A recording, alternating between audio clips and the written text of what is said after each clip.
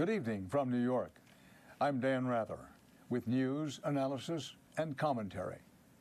The Middle East is again ablaze, beset by tensions between rival powers and factions and simmering with political strife and talk of war.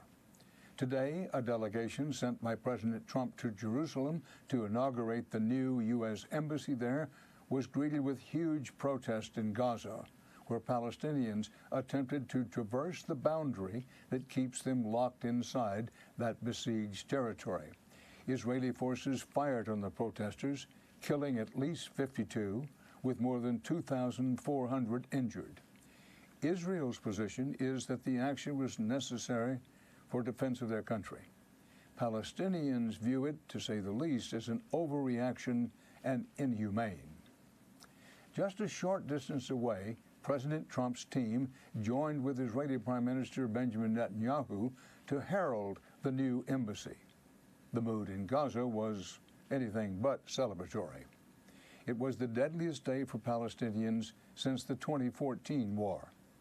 Jared Kushner, the president's son-in-law and would-be diplomatic representative, declared at the ceremony that the new embassy's opening has, quote, shown the world the United States can be trusted. But to many around the world, last week suggested the opposite. In one of the most consequential acts of his tenure so far, President Trump announced that the U.S. would renege on the Iran nuclear agreement.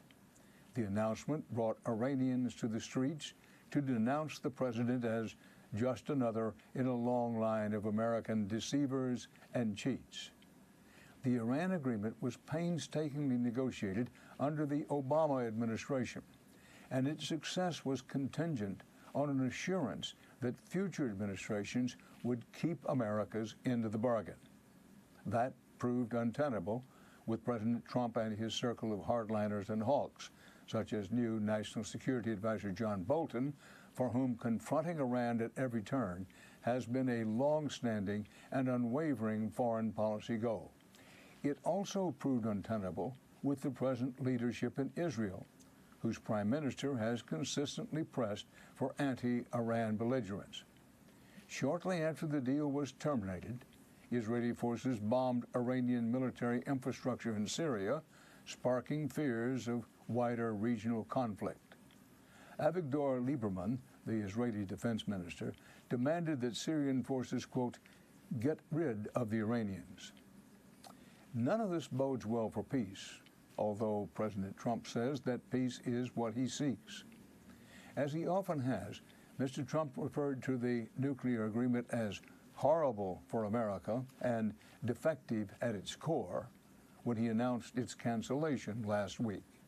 The fact is, this was a horrible, one-sided deal that should have never, ever been made. It didn't bring calm, it didn't bring peace, and it never will. It is clear to me that we cannot prevent an Iranian nuclear bomb under the decaying and rotten structure of the current agreement. The Iran deal is defective at its core. If we do nothing, we know exactly what will happen. But questions such as, what really is more horrible and defective? A diplomatic framework, however imperfect it may have been, for reaching some kind of accord between two decades-old adversaries, or a never-ending hostile back and forth, replete with cascading threats, cyber attacks, and brinkmanship.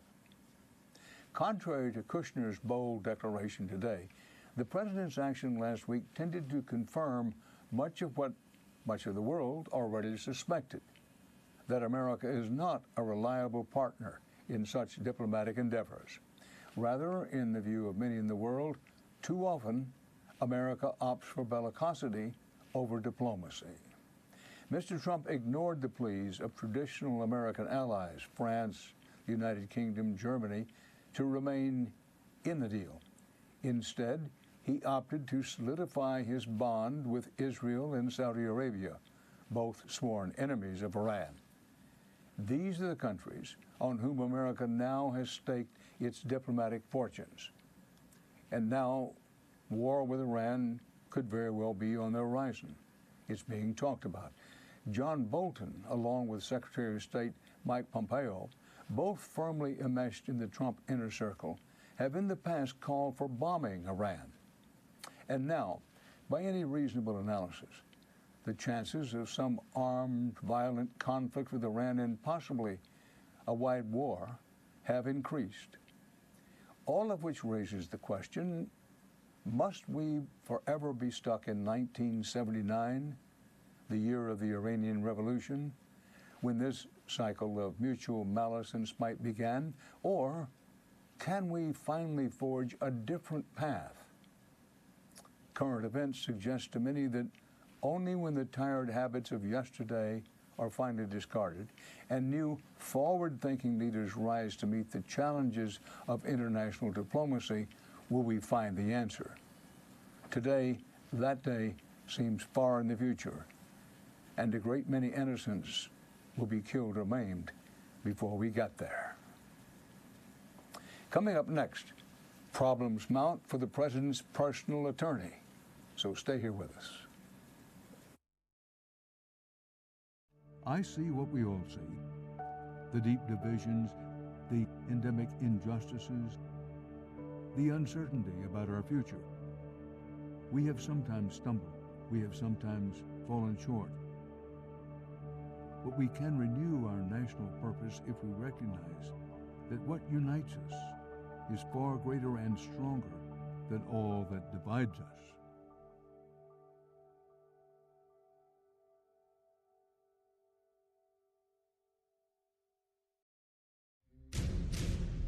Look, we're doing interviews over there at youtube.com/TYT interviews, and we've done some amazing ones recently. So now, of course, you know the person most widely considered to be the most progressive senator is Bernie Sanders. Yeah. Why not back him during the 2016 primaries? Why be a Democrat at all? And we're in a time where you cannot, in good conscience, sit on the sidelines of history.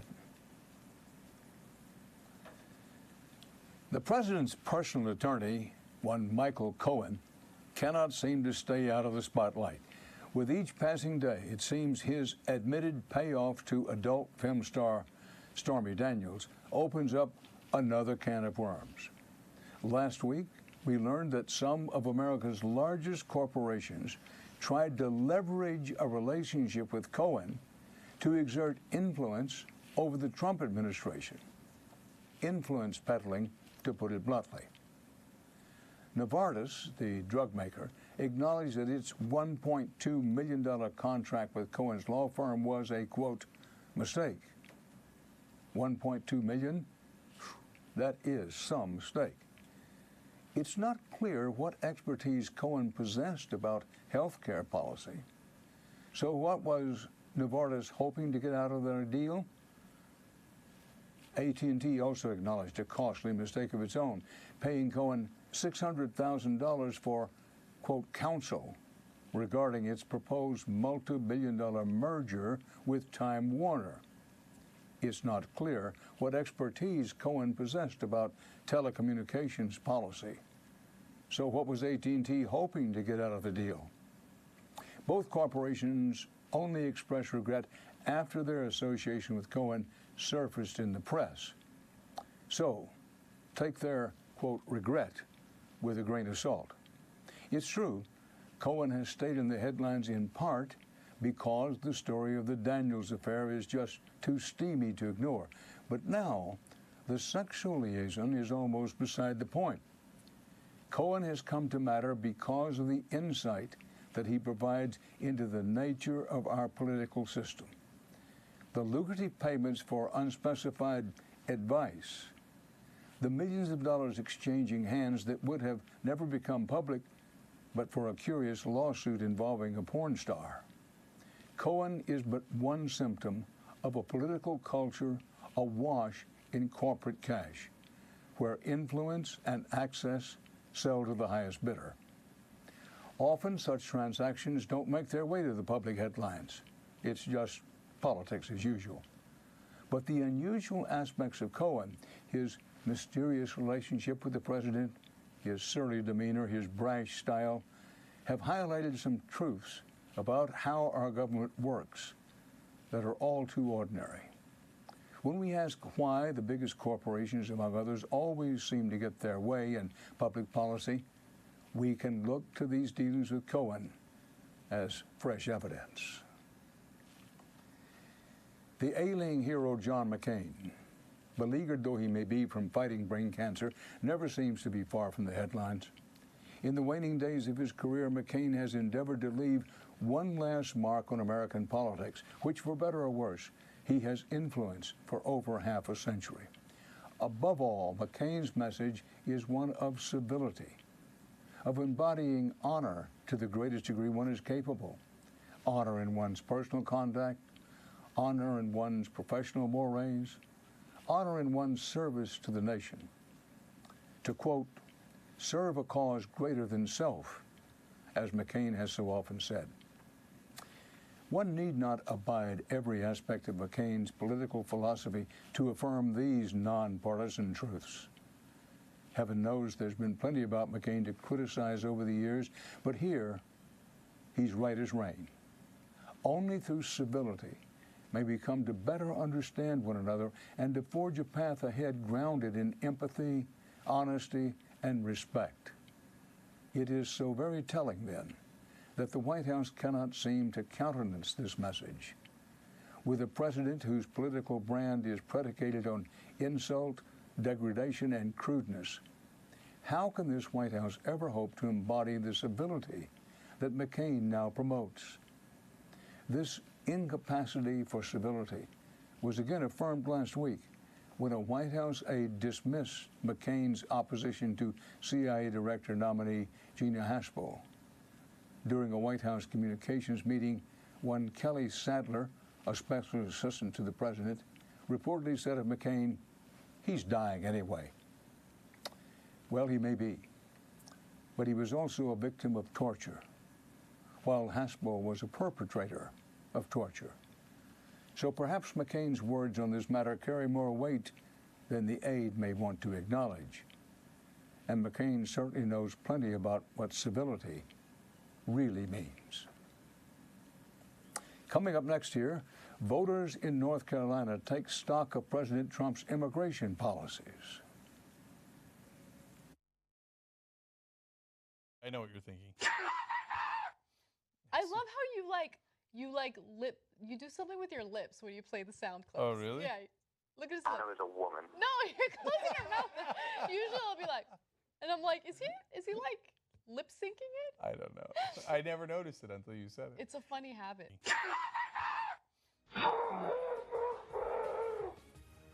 It's not human intelligence! TYT member. They're kicking me out the door. They're kicking me out the door.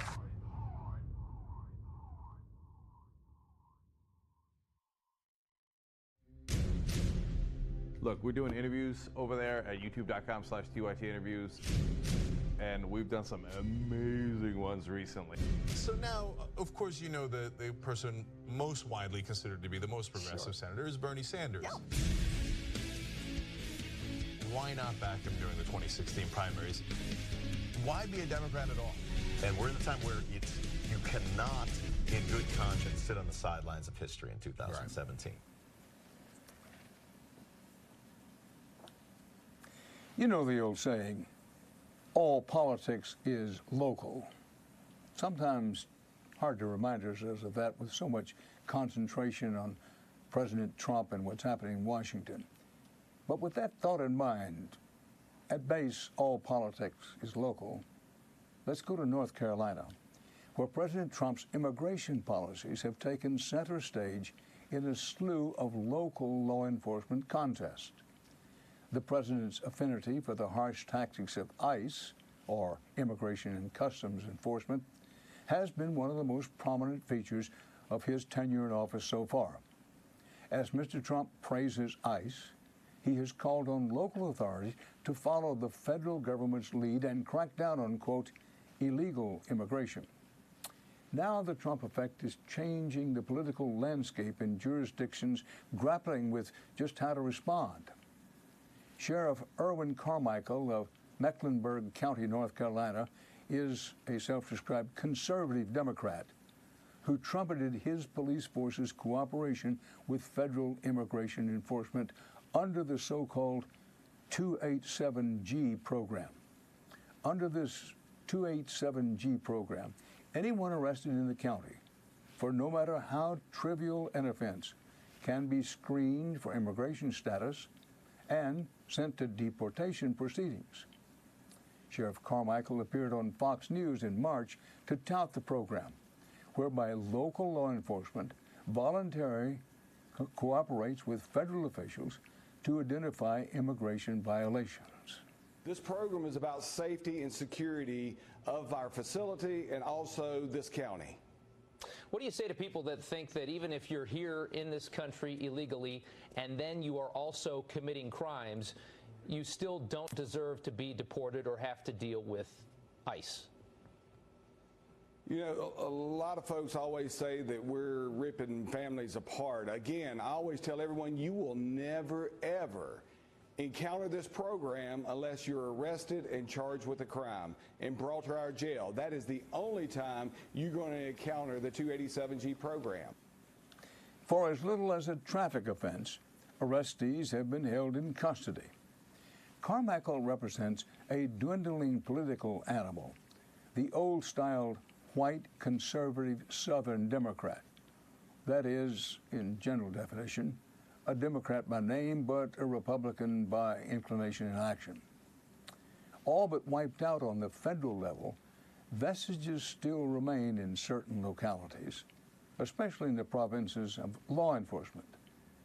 Though Mecklenburg County had participated in the 287G program since 2006, it took President Trump's bluster and its trickle-down effect on local affairs to concentrate political attention on the program's harms. Buoyed by the fervor Mr. Trump brings to everything he touches, attorneys, activists, and other members of civil society in the Charlotte area joined forces to oppose the program and to oppose Sheriff Carmichael for his participation in it. The ACLU, which spent $175,000 on the May 8th primary election, accused Carmichael of working hand in hand with, quote, Trump's deportation force. That proved to be a salient message. Carmichael was trounced in last week's election, finishing in last place. The victor, former police detective Gary McFadden, repudiated Carmichael's stance. On election night, he declared that the 287G program, quote, is going to be history. You may want to note it was a similar story in Durham County on primary night, where Sheriff Mike Andrews, who had rebuffed calls by community groups to stop collaborating with ICE, was also shown the door. Clarence Burkhead, the former head of Duke University's police force, prevailed over Andrews. His platform was straightforward. Quote, I have made a clear and uncompromising commitment to not cooperate with ICE, Burkhead said during the campaign. As we focus on the daily happenings in the White House and the intrigue and the drama, it's worth noting that a far-reaching civilian mobilization is taking place in the country right now. This is one that could reshape our politics for generations, and one that bears no relation to the president's latest maneuvering. By reforming the structures of local governance in this country, things like the sheriff's offices, the mobilization could well outlast Mr. Trump. For an indication of this, look no further than North Carolina. In this season of graduation, we want to bring your attention to one special commencement address.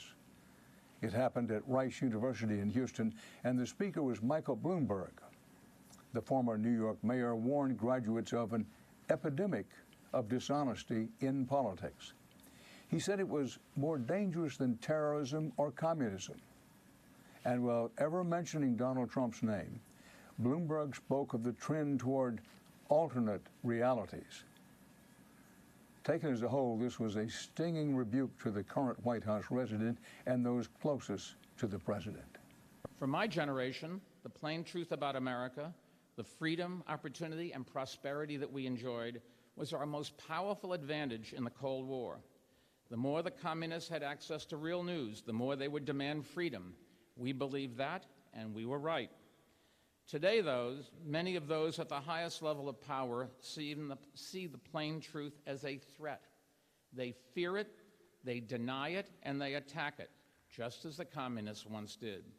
And so here we are in the midst of an epidemic of dishonesty and an endless barrage of lies.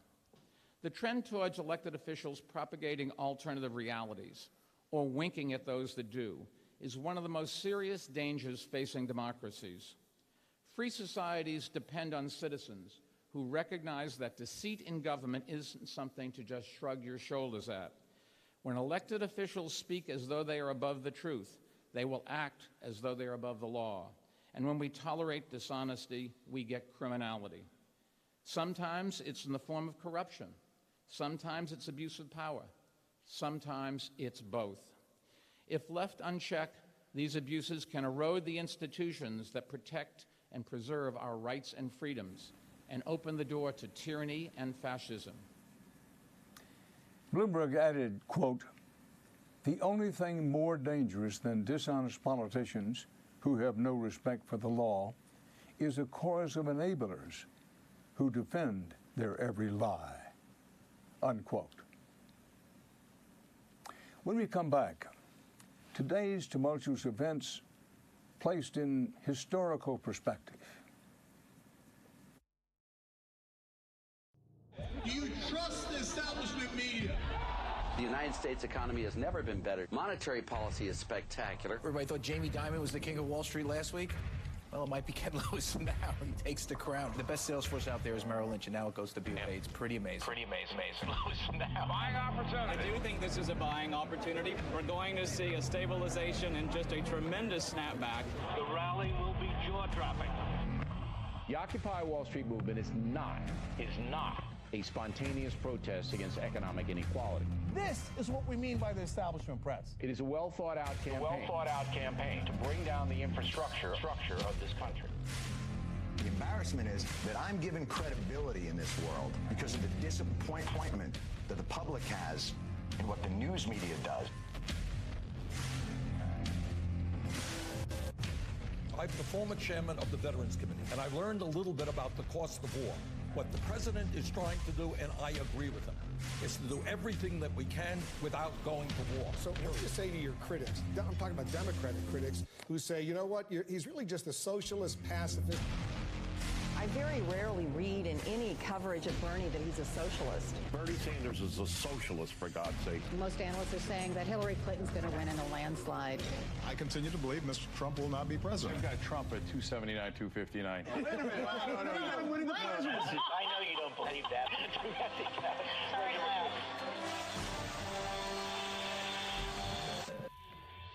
we're not going to be polite anymore. You know what we're going to do?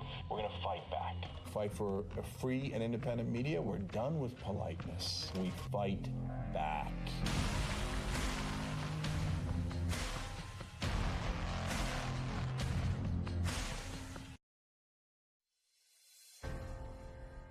That 300 million is a pretty good number.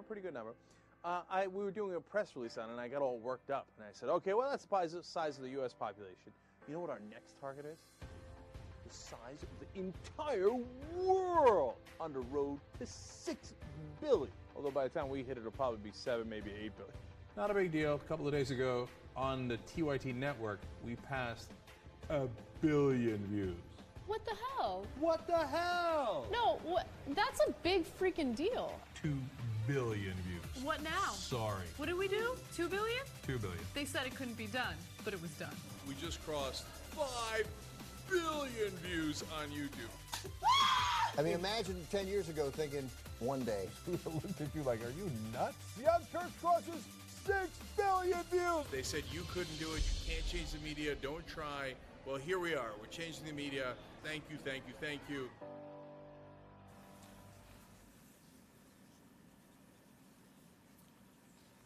One of the things we try to do every week is to put current events into some context and perspective, especially historical perspective. Earlier, at the beginning of today's program, I mentioned that the climax of the Iranian Revolution in 1979 was an igniting point for a long chain of events that formed the background of the present dangers of a new war with Iran. Iran was the big winner of the American-led war with Iraq just after the turn of the century. The U.S. invasion of Iraq, commanded by President George W. Bush, was a strategic blunder of historic proportions. With its enemy Saddam Hussein vanquished, Iran's power and influence soared. The far-reaching consequences of this are still being felt as Iranian influence and power continue spreading throughout the region. The echoes reverberate along Israel's border with Gaza, inside Syria and Lebanon, and stretching out across North Africa. The overarching historical context is a dangerous great powers game. The United States, its Western European allies, plus Israel and Saudi Arabia on one side, Russia and Iran on the other, with Turkey still leading west but increasingly oscillating toward the middle, flirting some with Russia.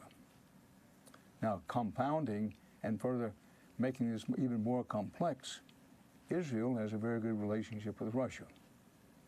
But let me pick up on the main point. Besides Iran, China has profited in money and influence and power in the wake of America's Iraq blunder. While the U.S. finds itself stretched dangerously thin economically and militarily, trying to contain Iran and Korea, a revived Russian threat, defending Western Europe, and fighting in far-flung places such as Somalia and Yemen, China watches, waits, moves globally, and benefits. Such is the arc of history as the world moves deeper into the early 21st century. So once again, as it has been so often in our history, it is clutch time for America. All the big chips are on the table. All that we hope for and dream for our country, for ourselves, and for our children and grandchildren is at stake.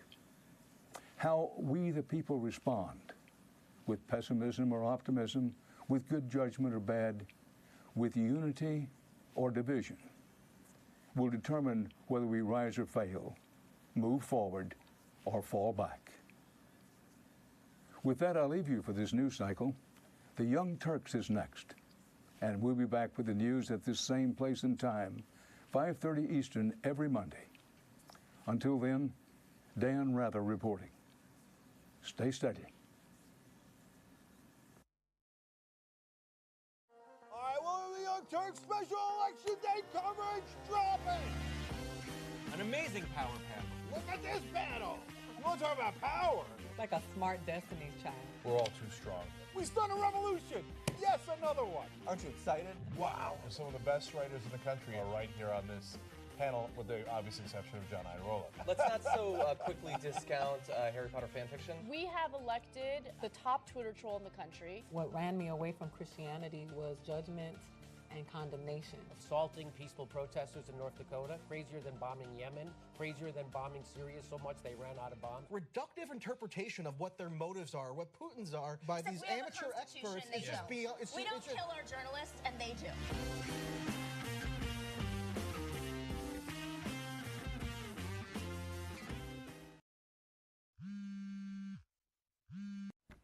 Hey, Jen, what's up? Aaron, I want to do a YouTube live clip, but not live. Go.